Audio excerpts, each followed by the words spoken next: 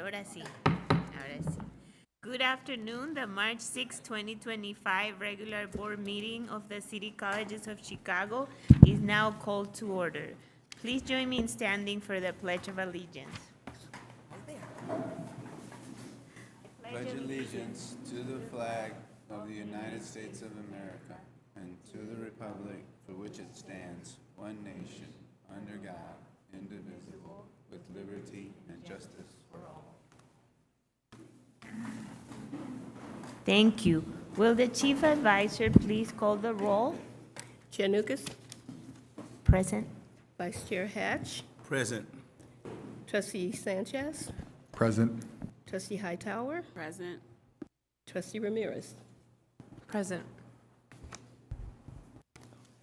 Let the record show that in accordance with the Illinois Public Community College Act and the Illinois Meetings Act, we have a quorum.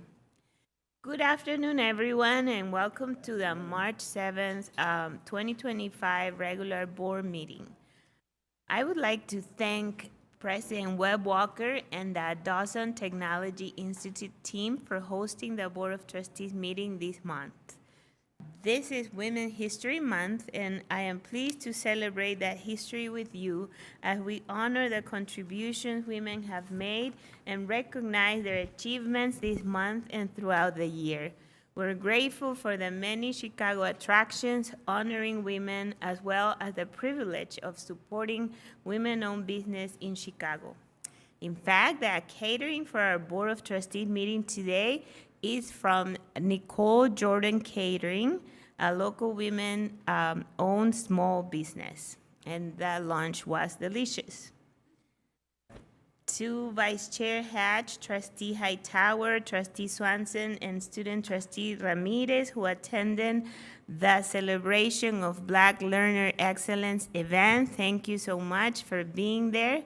It was a wonderful event, and we were very, very excited to be there.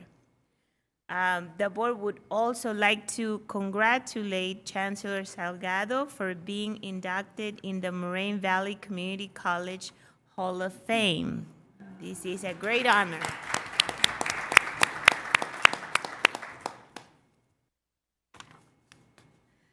That concludes my remarks for today. For the record, due to FC4 President's work schedule, they will not be attending the meeting today.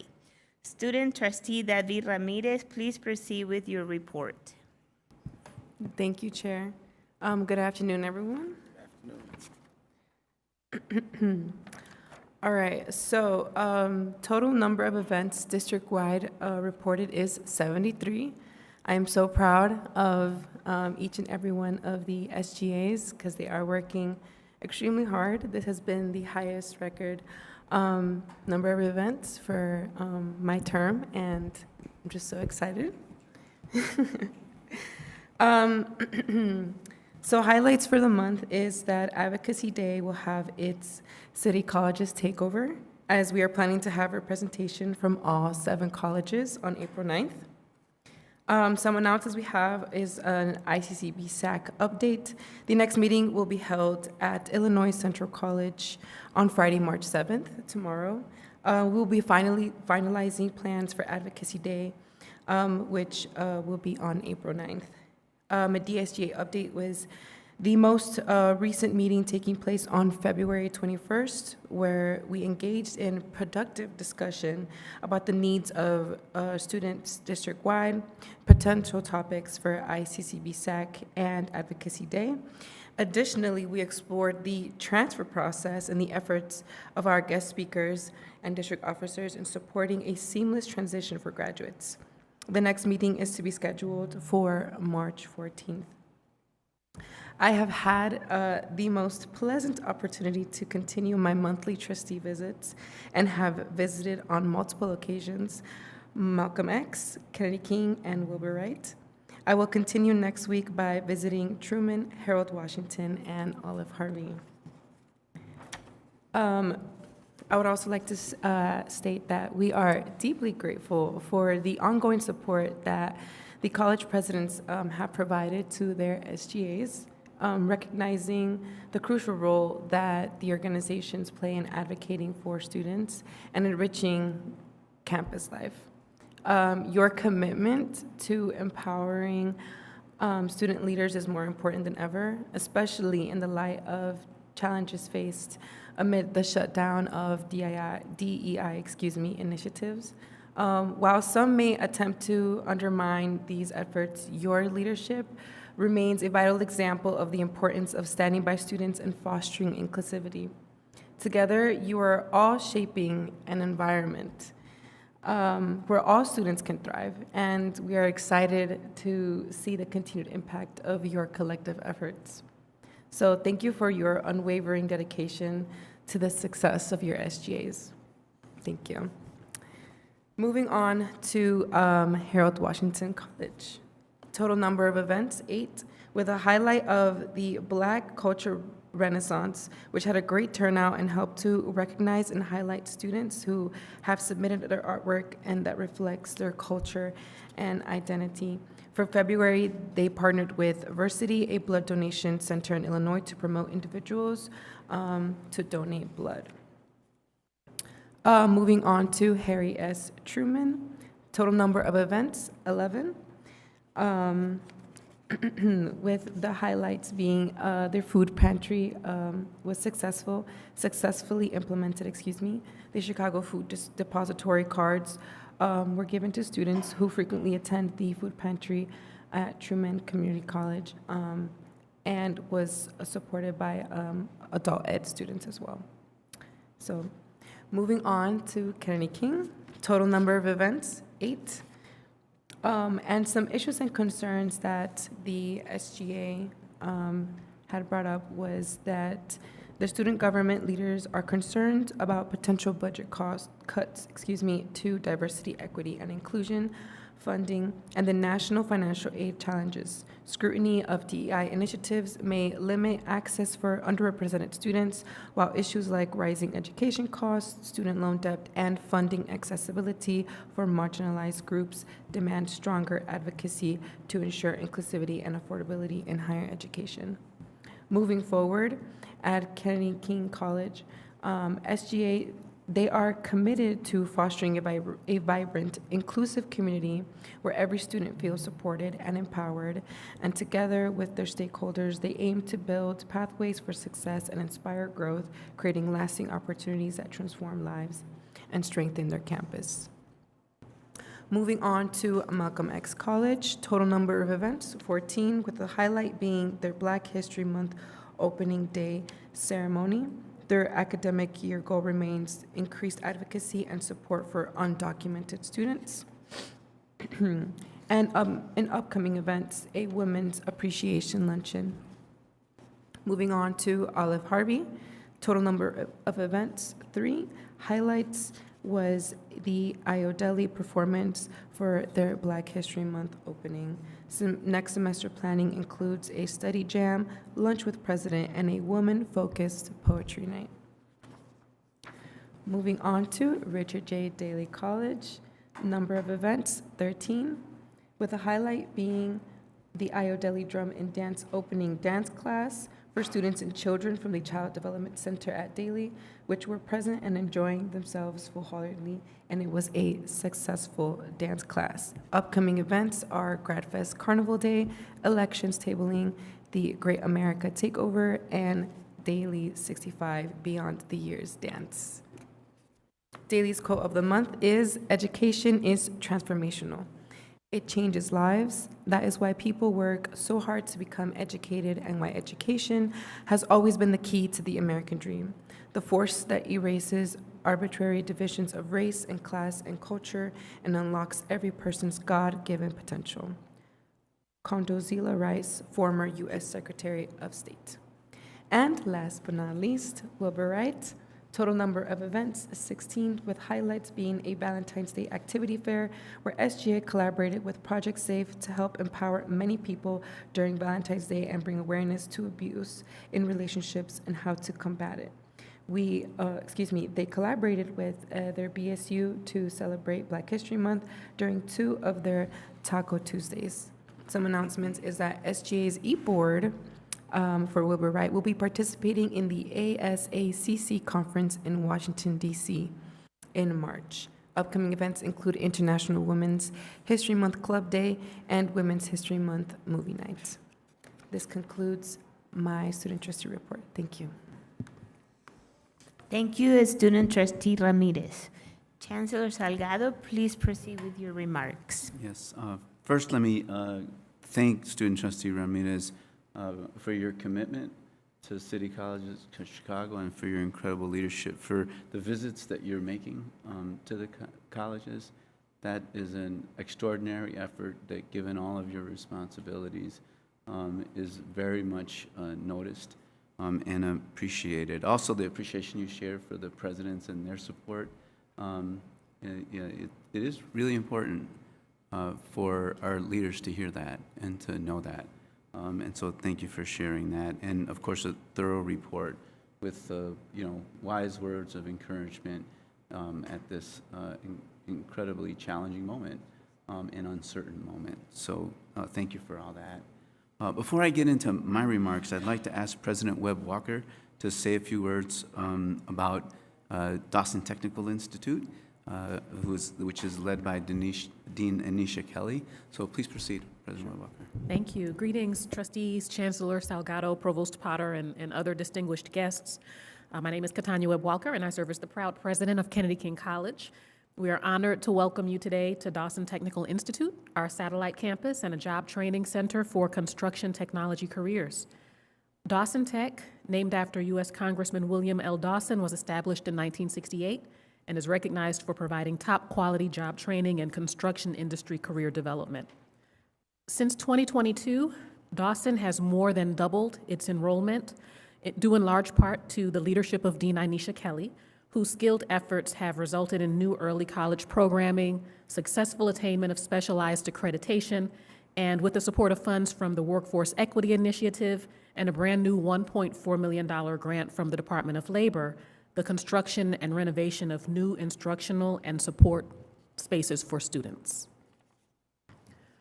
DTI kicked off an early college partnership with CPS in fall 2023 with the Chicago Builds program, which allowed 15 CPS early college grads the opportunity to participate in 2-month internships with partners Inherent L3C, Prosperity Properties, Brown and Moman, and Structure Rewrite.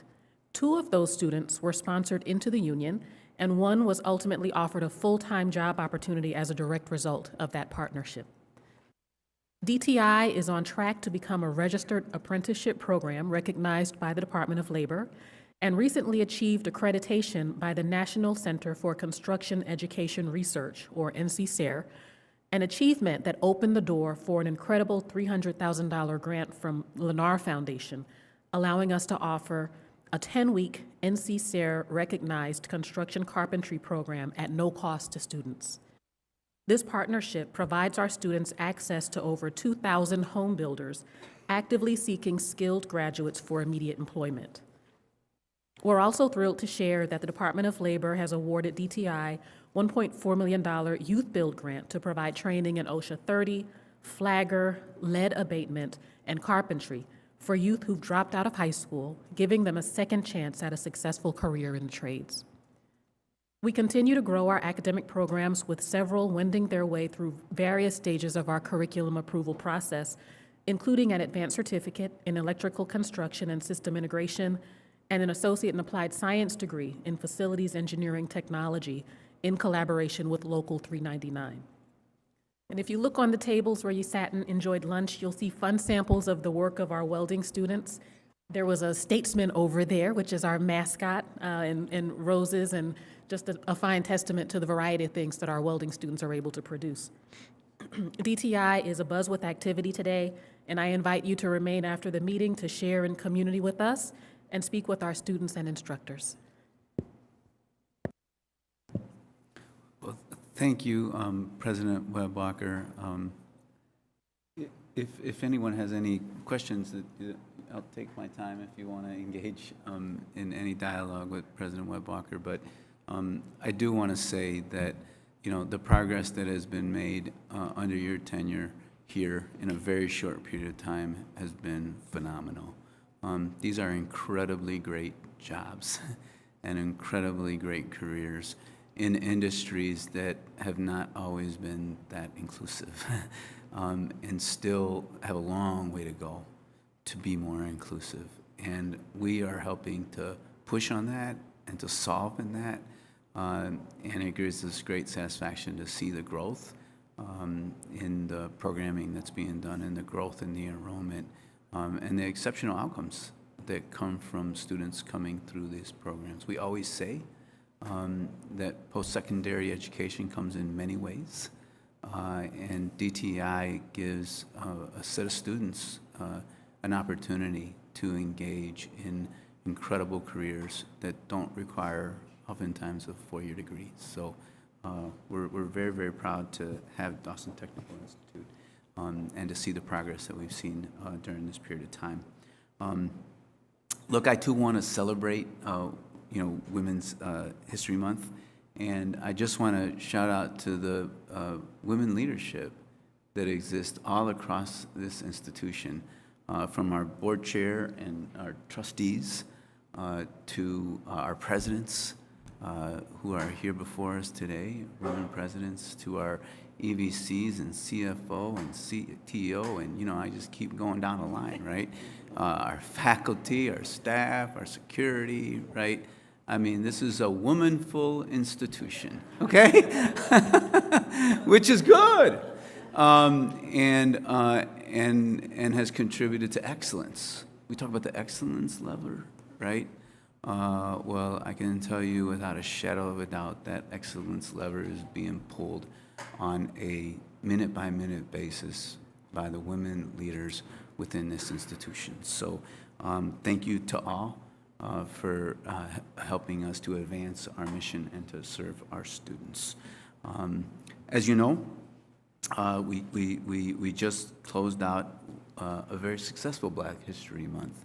And I'd say a successful Black History Month, and you heard earlier from Chair Nukas about the celebration of Black Learner Excellence. Thank you to all the trustees that were present, all the CCC team that was present. This is an opportunity for us to, look, we can celebrate the accomplishments, the outcomes that we're getting on behalf of students, right? The equitable outcomes that we're advancing. In some cases, they've already been achieved, like our partnership with the Chicago Public Schools. In other cases, they're going to be achieved, like our goal for 55 for all, right? Which is our outcomes goal, a challenging goal, right? But that's why we're here. We're here to, meet the challenges of the moment, and we're here to serve our students and to serve them well. And that was an opportunity for us to be in community and to, share together, those aspirations. And in the spirit of, Trustee Ramirez's remarks, it was also an opportunity to let the world know that we are going to be steadfast in the moment. We are going to continue to remain focused. We are not going to let anything veer us from the direction that we're in and on, the trajectory that we're on as an institution. And so thank you all for partaking in a community gathering and an important celebration that we had. I do want to send off today.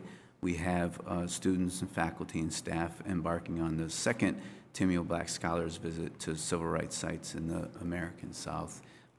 There will be departing from Malcolm X College today, where our study abroad students have also departed from.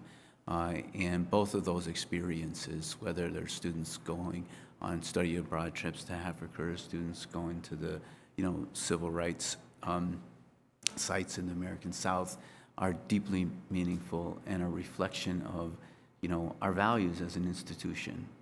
We want to go a layer deeper, right, in our engagement with our students, in our relationship with our students, and their relationships with themselves, their past, their present, and their future. And so be well on your way, okay? And this one's a little bit different because it's happening during the commemoration of Bloody Sunday.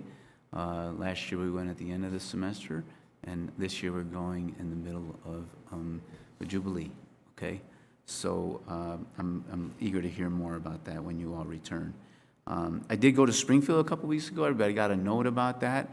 We were super excited that, you know, the governor was there strongly supporting a community college baccalaureate capability for community colleges across the state, including city colleges of Chicago, something that we've long advocated for. It gives us an incredible chance to, you know, prepare students for launching successful careers in high-demand fields, nursing, early childhood, some manufacturing, maybe some IT work, okay? You know, look, this is all additive. You know, we could do a bachelor's in nursing, and it doesn't take away from any four-year university's enrollment because the lines are long.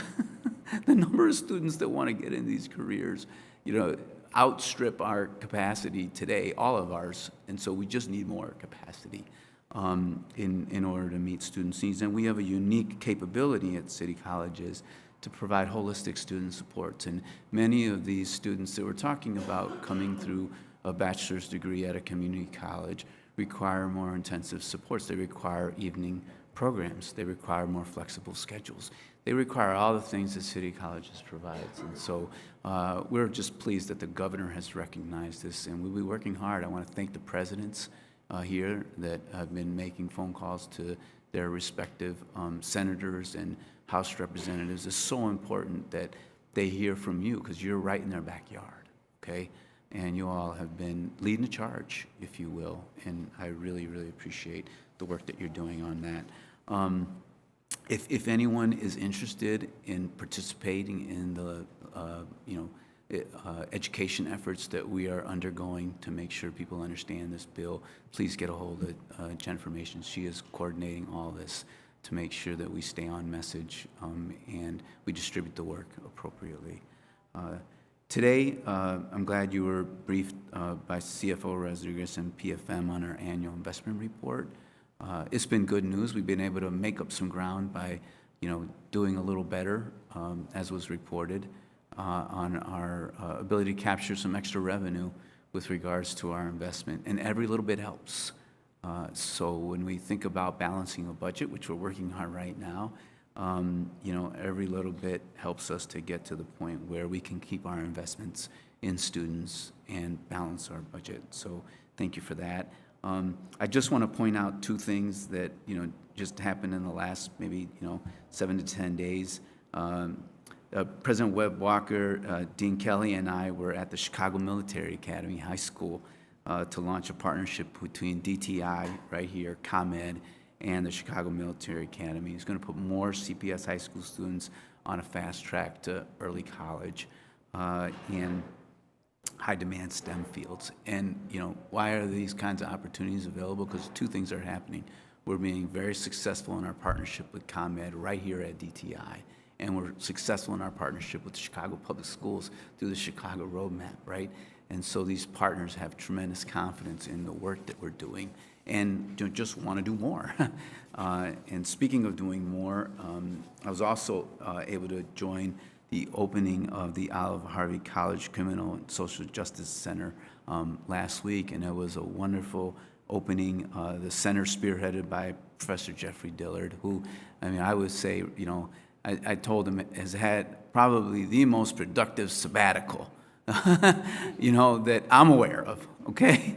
Because he went on this sabbatical and he imagined the 1 year and you're out, you know, program that we're now doing with the Chicago Police Department, right? But he also imagined that being part of this social justice, criminal and social justice center, and we were able to, you know, celebrate that opening. And just one thing that stuck out to me is it's while there's a physical space in the college, this is about being in the community, okay? And I deeply grateful. And we had a faculty member, and I didn't write down her name, President Hollywood. What's it? Dr. Send, right? Dr. Send made a $20,000 donation, okay, to this center in remembrance of her son who passed away. And they will have a picture of her son, in the social justice center. And so, this is what makes City Colleges really special. We were a big institution, but when you break it down, we're intimate and proximate. And our students feel that, and they know that. Our faculty and staff do as well. So thank you to Olive Harvey. And I am going to mention Olive Harvey twice just because, Professor Diller has another member of the Diller family, Jeff Diller. And Jeff Diller is the basketball coach, right? So not only a community, but we're kind of like a family too, right? And Jeff Diller has helped the Olive Harvey College basketball team. You guys remember the girls basketball team came and delivered us some basketballs, right? I didn't get one, I got a bat. But they're 29-1 now. No, 31-1 now. 31-1 now. They're in the Region 4 Division I championship game this Saturday. If they win against Triton, they're going to, North Dakota, and they're kind of in the national championship. And I'll be out of town. Otherwise, I would be cheering on the Lady Panthers in North Dakota. But anyway, so with Go Lady Panthers and Go City Colleges, that concludes my remarks.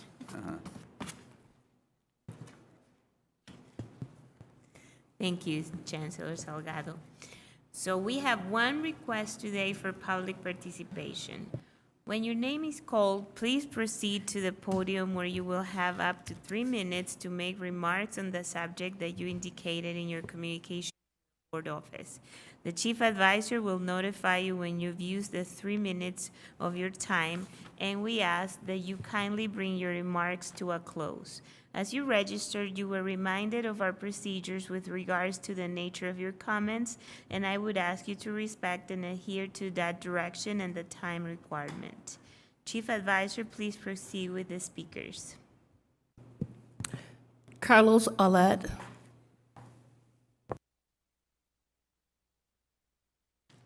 Good morning, members of the board, Chancellor, Madam President. Recently, Mayor Johnson went to Washington, D.C.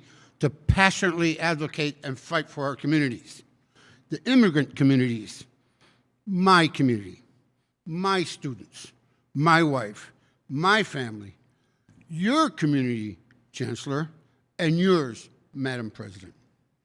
Yet here at home, almost 2 years after negotiations began, this administration has actively denied a fair contract to the committed, undervalued, and profoundly disrespected adult educators. These educators tirelessly teach the communities our mayor traveled across the country to support, communities that many of you who lead this institution call your own. The urgency of the situation cannot be overstated. Nearly 6 months ago, the entire City Council urged you directly to grant seniority rights to our educators. They asked for stability in our profession to better serve our students and many immigrants and recent migrants. They requested that you treat adult educators with the fairness you extend to every other worker within the City Colleges of Chicago. But instead of genuine action, your negotiating team continues to delay, pretending to cooperate, while month after month introducing bizarre, unprofessional proposals built on what I choose to call unreliable data out of respect, because frankly, when we examine your data, your own team gives us blank stares. Most troublingly, their current stance selectively offers seniority rights, excluding educators who serve our most vulnerable and at-risk students, notably those at Kennedy King College. As a union, we have shown exceptional caution and deep respect for our communities' dangers and challenges. But frankly, we are exhausted by this administration's disrespectful and dismissive behavior. Ya, basta ya. Enough is enough. Will this administration finally give us this contract we deserve, or will you keep playing these insulting games? Will this Board of Trustees follow your commitment, or will you let our communities down again? We have made every possible compromise. Now we demand results.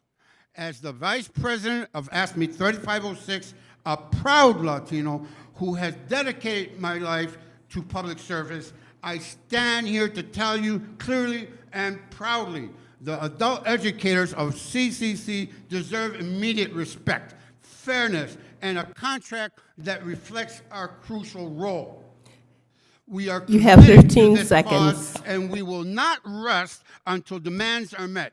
It's time you align your actions with the values of our city proudly proclaims. Live up to the leadership of our mayor that our mayor has provided. Thank you. That concludes public comment. Thank you. As stated earlier, due to FC4 President's work schedule, they will not be attending the meeting today. However, their report will be entered into the record. Trustee Sanchez, please give your committee report.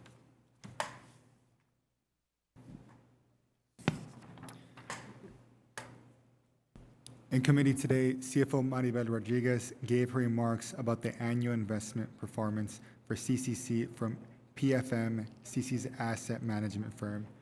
We also reviewed the minutes, resolutions, the personnel report, resource development report, agreements, purchases, and legal invoices included on today's Finance and Administrative Services agenda as part of the consent agenda to this March 6, 2025 regular board meeting. Chair Nucas, this concludes my report. Thank you, Trustee Sanchez. We will now proceed to consider the items on the March 6, 2025 consent agenda. This month, all items for board action are on the consent agenda, which is printed on the paper that can be picked up outside this room. I would note again for the record that these items were discussed in detail in the committee meeting preceding this board meeting, as noted by Trustee Sanchez during his report. Does any trustee have any questions or comments on the items listed on the consent agenda or wish for separate action on any of these items? May I have a motion to approve the minutes, resolutions, personnel report, research development report, agreements, purchases, and legal invoices contained in the consent agenda and identified as part of the printed agenda on a single roll call vote? I motion. Second. Thank you. Will the chief advisor call the roll? Chair Nucas, Approve. Vice Chair Hatch, Approved. Trustee Sanchez, Approve. Trustee Hightower. Approve. Trustee Ramirez. Approved. Thank you all. Let the record show that the minutes, resolutions, personnel report, research development report, agreements, purchases, and legal invoices included on the printed March 6, 2025 consent agenda have all been approved. Now, and in accordance with the Illinois Open Meetings Act, the board may hold a closed session for the discussion of matters related to a number of specified topics. Today's closed session will be for the discussion of matters related to the appointment, employment, compensation, discipline, performance, or dismissal of specific employees of the public body or legal counsel for the public body.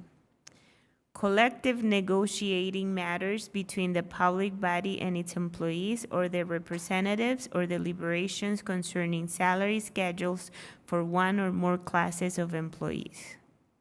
Litigation when an action against, affecting, or on behalf of the particular public body has been filed and is pending before a court or administrative tribunal, or when the public body finds that an action is probable or imminent, in which case the basis for the finding shall be recorded and entered into the minutes of the closed meeting.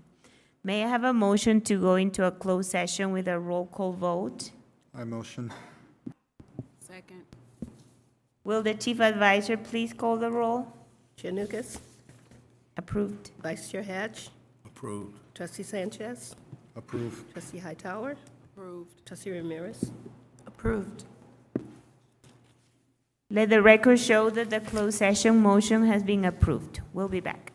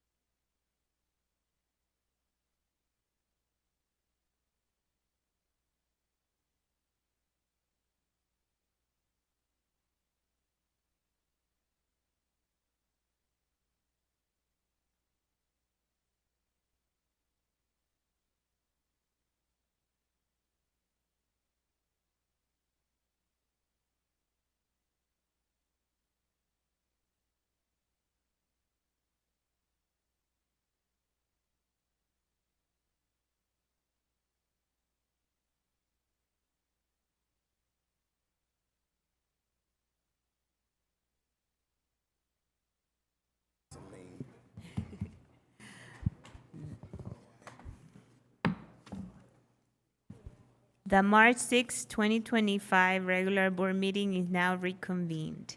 There was no action taken during closed session, which requires action in open session. There being no further business to come before the board, may I have a motion to adjourn? So motion. I'll second then. All in favor? Aye. Aye. Aye. Motion carried, we are adjourned.